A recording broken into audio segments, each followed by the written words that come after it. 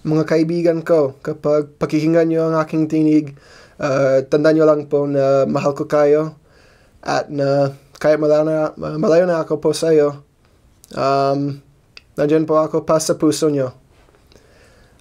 Sana maganda yung gawain ng Panginoon dyan sa Pinas, lalo sa mission, tapos laging magtiis lang po kayo hanggang sa wakas. Lahat ng mga kahirapan na natin o mga pagsubok, mga masasamang bagay na nangyayari sa atin, magtiwala lang po tayo sa Diyos kasi mahal tayo niya.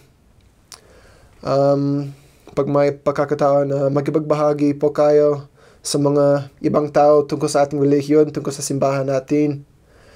At sana kung may oras pa kayo, pakimag-work sa mga missionary. Kailangan po nila kayo. Talaga, na-miss ko yan sa mission ko kasi bihira may mga member na makikipagtrabaho sa amin. Pero palagi kapag nagtrabaho sila kasama sa aming dalawa, laging gumanda yung gawain po namin dyan sa lugar po ninyo.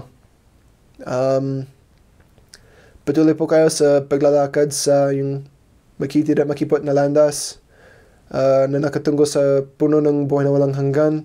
At kumain po kayo ng bungang yun na puti, sobrang maputi kaysa sa mga ibang bagay na maputi sa buong mundo.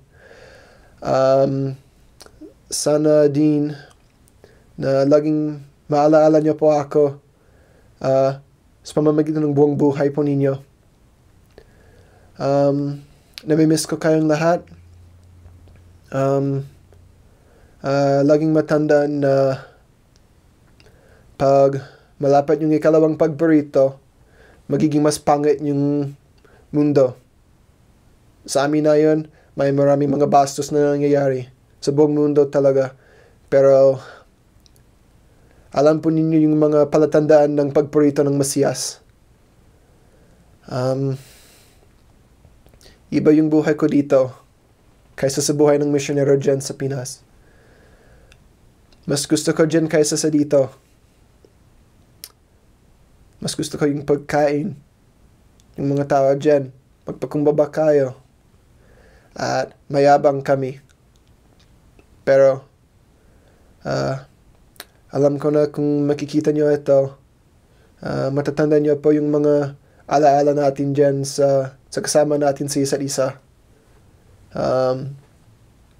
Yung mga anak ng mga leader, mga bishop dyan, sana maghahanap po kayo na makipag-mission para sa Panginoon natin. Kailangan Kanya. Maraming salamat sa lahat ng mga bagay na ginawa niyo po sa akin o na ipinakita niyo po sa akin din. Marami akong natutunan pamula sa inyo.